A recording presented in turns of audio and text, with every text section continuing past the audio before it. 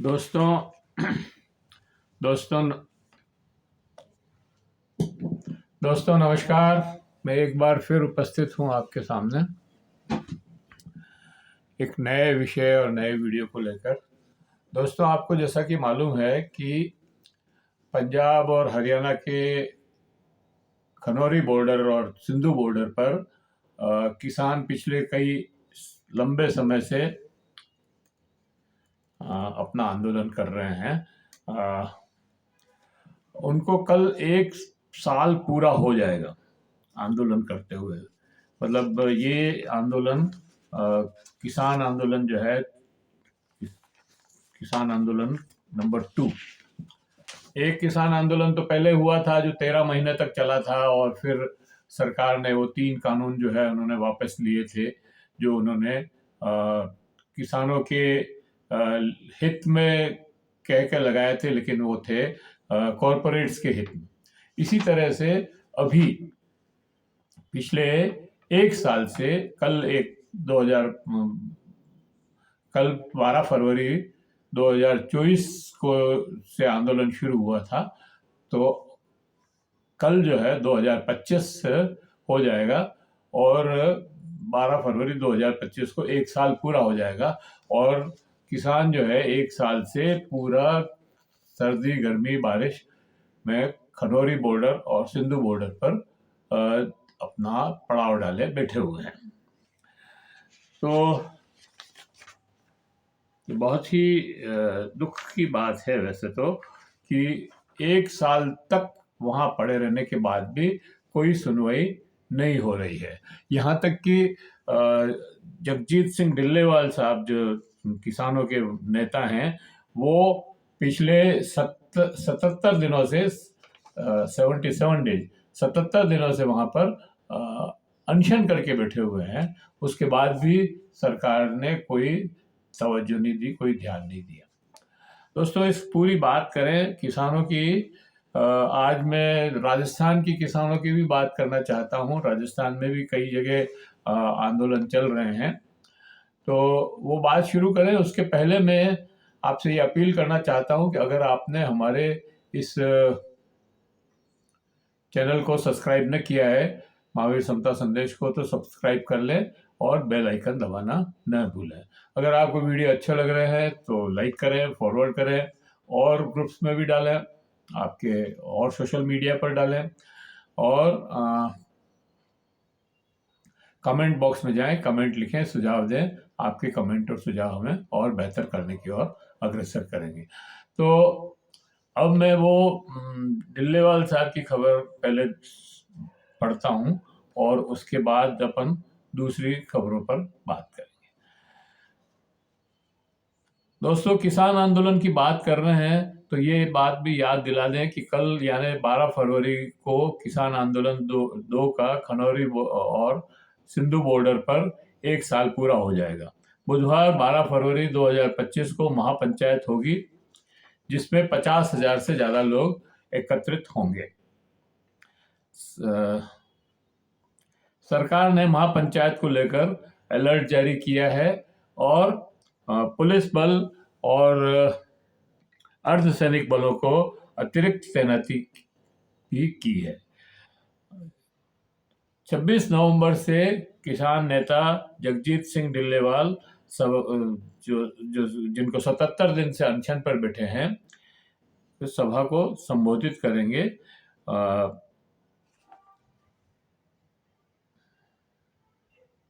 14 फरवरी को सरकार से इस संदर्भ में बातचीत होगी, ये पहले से तय है। खैर, ये तो एक साल, अच्छा, ये हो क्यों रहा है ये भी बता देता हूँ। ये आंदोलन खास तौर से दो खास मांगे, वैसे तो 11 मांगे हैं शायद इसमें, लेकिन 2 खास मांग है। और वो है, एक तो जो एमएसपी तय की जाती है, वो स्वामीनाथन कमीशन की जो सिफारिश है, उसमें C2+50% के आधार पर तय होनी चाहिए। एक बात तो ये है। दूसरी बात ये है कि इसकी लीगल गारंटी होनी चाहिए, ये एक मांग है। और बाकी किसानों के सारे कर्जे माफ हो, और इस तरह की 10, 12, 11 मांगे और हैं, लेकिन ये दो मांग मुख्य है जो बहुत सालों से चल रही है। जब ये किसान आंदोलन नंबर 1 नहीं हुआ था, जो 13 महीने चला, उसके पहले से ये मांगे चल रही है। तो और अभी सरकार जो है असंवेदनहीन है बिल्कुल। जो 77 दिनों से अनशन करने के वाले जगजीत सिंह डुल्लेवाल की तरफ भी कोई विशेष ध्यान नहीं दे रही है। और अ,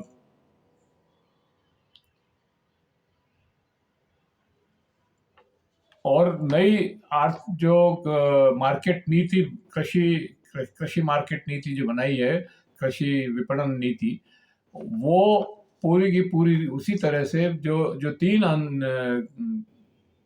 तीन कानून उन्होंने हटाए थे, उनको पिछले दरवाजे से वापस ला करके स्थापित करने का काम वो मार्केटिंग पॉलिसी कर रही है। तो किसान उसका भी विरोध कर रहे हैं, लेकिन सबसे ज्यादा विरोध एमएसपी की लीगल गारंटी के लिए है।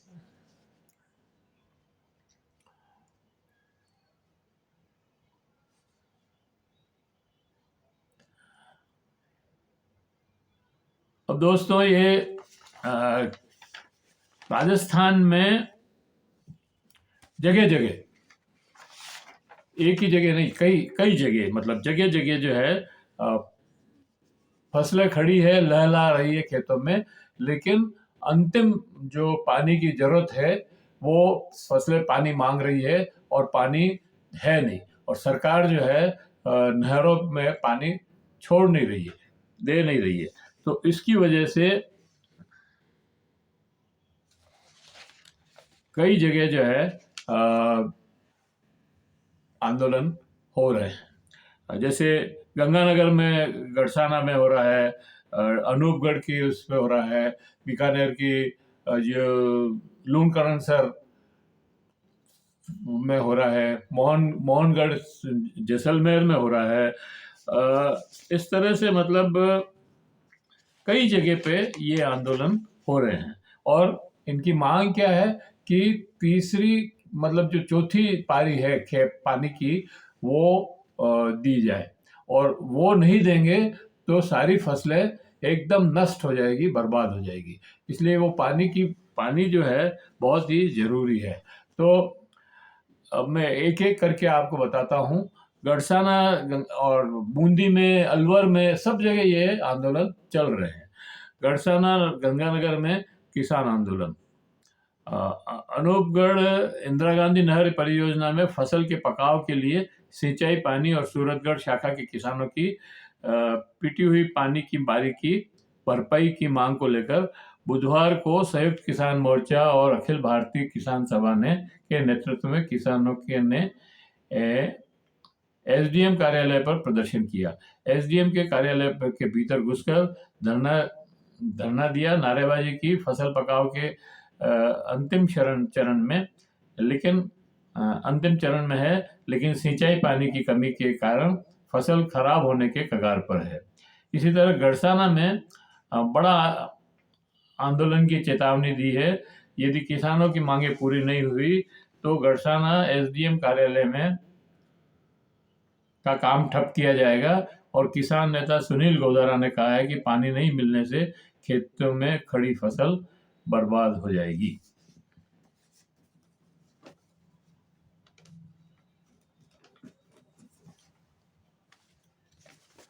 इसी तरह से जैसलमेर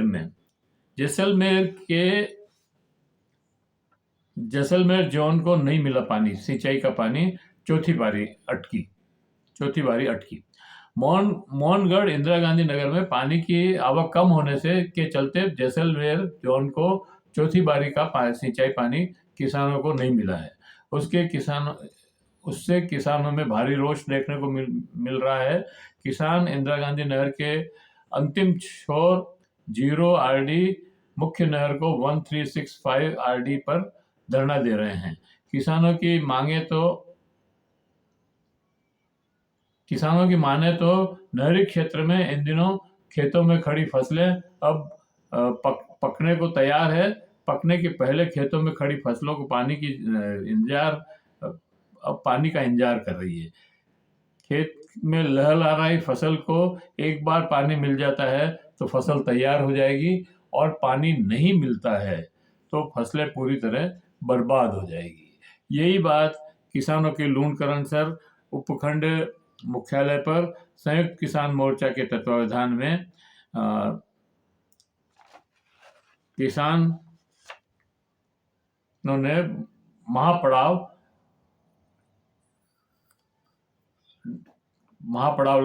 डाला हुआ है।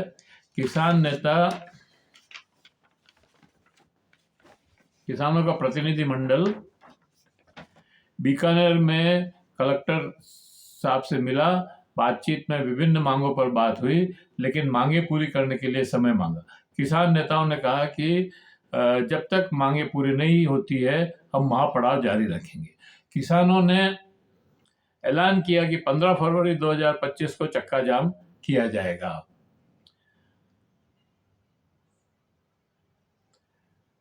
तो दोस्तों, ये किसानों की खबरें हैं। अब मैं आपको एक खबर और बताता हूं, जो है तो किसानों से संबंधित ही, लेकिन भारत की नहीं है। ये ब्रिटेन की खबर है।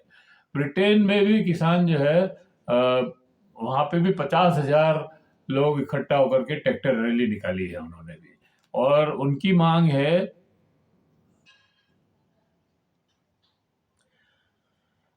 भारत में किसानों ने ब्रिटेन में उत्तराधिकार टैक्स के विरोध में एक ट्रैक्टर रैली निकाली है, और उसमें 50,000 लोग शामिल हुए उस रैली में। और वो रैली है, वो उत्तराधिकार टैक्स लगा दिया है उनके ऊपर। 1 मिलियन पाउंड से अधिक की जमीन पर 20% टैक्स लगाया है। इससे क्या होगा कि सरकार ने जो सब्सिडी वगैरह छूट दे रखी थी टैक्सों में, वो सब खत्म हो जाएगी और उनके ऊपर भारी टैक्स लग जाएगा। तो इसका वो विरोध कर रहे हैं, और 1.5 लाख लोगों ने पिटीशन, जो ई पिटीशन है, उस पर भी हस्ताक्षर किए हैं। तो ये सारी चीजें हैं। अब एक खबर मैं आपको और बताना चाहता हूँ।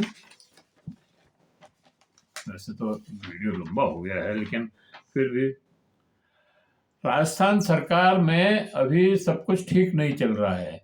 एक तो मंत्री हैं किरोड़ी लाल मीणा, जिन्होंने त्यागपत्र दे दिया है। 2 महीने से उनका त्यागपत्र स्वीकार नहीं हो रहा है। 2 दिन पहले उन्होंने विधानसभा में ये आरोप लगाया था, विधानसभा में या बाहर हो सकता है, बाहर लगाया हो, लेकिन उन्होंने ये आरोप लगाया था कि सरकार मेरे फोन टैप कर रही है। इस बात को जो भाजपा का आला कमान है उसने बहुत सीरियस लिया, और उसके ऊपर कड़ी कार्रवाई करने के वो संकेत मिले हैं। भाजपा के जो प्रदेश अध्यक्ष है मदन लाल राठौड़, उन्होंने किरोड़ी लाल मीणा को कारण बताओ नोटिस जारी किया है, और ये कहा है कि भाई आपने ये त्यागपत्र एक तो सार्वजनिक क्यों किया, दूसरा ये जो आपने आरोप लगाया है कि मेरे फोन टैप हो रहे हैं, ये बिल्कुल झूठी खबर है, और ऐसा आपने ये प्रचारित क्यों किया। इसका जवाब दें 3 दिन में, और अगर 3 दिन में आप जवाब नहीं देते हैं तो राष्ट्रीय नेतृत्व जो है आपके ऊपर कड़ी कार्रवाई करेगा। अब देखना है। वैसे तो किरोड़ी लाल मीणा ने ये कहा है कि मैं इसका 3 दिन में समय के पहले जवाब दे दूंगा, लेकिन देखना है कि इसके ऊपर क्या मतलब कार्रवाई होती है। राजस्थान भाजपा में अभी चीजें बहुत ठीक से नहीं चल रही है, ऐसा लग रहा है। एक तरफ तो वसुंधरा राजे जो पूर्व मुख्यमंत्री है, वो सरकार से नाराज है, सरकार से ही नहीं केंद्र सरकार से भी नाराज है। केंद्र के मतलब भाजपा का जो नेतृत्व है, शीर्ष नेतृत्व, उससे भी नाराज है। और दूसरा जो विधानसभा का जो सत्र है वो चल रहा है, और उसमें भी कई लोगों ने उसमें भी आरोप लगाए हैं।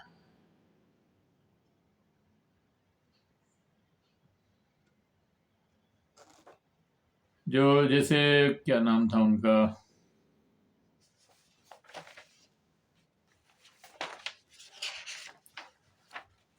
तो मतलब सरकार स्वयं, सरकार के एमएलए ही खुद सरकार पर आरोप लगा रहे हैं और ये कह रहे हैं कि ये हमारी सरकार तो पर्ची वाली सरकार है। तो इस तरह से जो है ऐसा लग रहा है कि भाजपा में सब कुछ ठीक नहीं है। सरकार जो है दुविधा में है और कोई काम नहीं कर पा रही है। इसी तरह एक और मामला सामने आया है, और वो है कि सरकार ने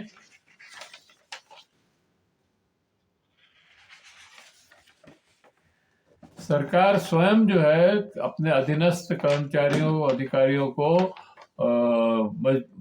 मजबूर कर रही है कि वो करप्शन करें, भ्रष्टाचार के लिए प्रेरित कर रही है। वो मामला ये है कि भीलवाड़ा तहसील मतलब जिले में ये जो आंगनवाड़ी के केंद्र हैं वो कई किराए पे चल रहे हैं, और उसका किराया एक रूम का गांव में तो 1,000 रुपये तक है, शायद 500 से 1,000 रुपये तक, और शहर में 1,000 से 1,500 रुपये किराया लग रहा है। लेकिन मिल बहुत कम रहा है, मतलब सरकार जो है 750 रुपये ही शहरों में दे रही है और गांव में 200 रुपये ही देती है। तो गांव में 200 रुपये में कमरा नहीं मिल रहा है, और शहर में 1,500 रुपये, 1,000 रुपये, 1,500 रुपये किराया लगता है। अब किराया अगर 1,000-1,500 रुपये लगता है और सरकार 750 रुपये दे रही है, तो कैसे पूरा होगा? मतलब ये तो बहुत लो पेड कर्मचारी हैं, आंगनवाड़ी के जो कर्मचारी हैं, चाहे वो अधिकारी हो, चाहे सहायिका हो, चाहे जो उसके जो भी हो, उनको सबको बहुत ही कम पैसा मिलता है। उसमें से अगर उनको 500-1,000 रुपये हर महीने किराए के भवन के देने पड़े, तो ये उनके साथ एक बड़ी ज्यादती है। तो वो लोग क्या करते हैं कि कुछ पोषाहार बचा लेते हैं, लोगों को जो बांटना होता है उसमें कम बांटते हैं, और उसको बेच करके वो पैसा जुटाते हैं और वो किराए में जमा कराते हैं। अभी तक तो ठीक है, चलो ये थोड़ा पोषाहार बेच करके किराया जुटा लेते हैं, लेकिन अगर ये लोभ बढ़ गया और ज़्यादा पोषाहार बेचने लग गए, तो ये तो करप्शन ही हुआ ना। मतलब वैसे भी करप्शन ही है, लेकिन ये तो और लालच बढ़ जाएगा तो करप्शन बढ़ जाएगा। तो अगर सरकार खुद ये देखे कि जो एक्चुअल किराया लग रहा है भवनों का वो दे दे, तो ये करप्शन रुक सकता है। तो सरकार को मतलब इस तरफ ध्यान देना चाहिए और कर्मचारियों को करप्ट होने के लिए बाध्य नहीं करना चाहिए। ये हमारा सुझाव है। इसी पॉइंट के साथ मैं इस वीडियो को समाप्त करता हूं, और आशा करता हूं कि आपको ये वीडियो अच्छा लगा होगा। अच्छा लगा हो तो आप इसको लाइक करें, फॉरवर्ड करें, और लोगों को बताएं। और मैं एक बार फिर ये अपील करना चाहता हूं कि अगर आपने हमारे YouTube चैनल महावीर समता संदेश को सब्सक्राइब न किया है तो सब्सक्राइब कर लें, बेल आइकन दबाना न भूलें। अगर वीडियो अच्छे लग रहे हैं तो फॉरवर्ड करें, लाइक करें, और कमेंट बॉक्स में जाएं, कमेंट लिखें, सुझाव दें। आपके कमेंट और सुझाव हमें और बेहतर करने की ओर अग्रसर करेंगे। जय हिंद, जय भारत, धन्यवाद।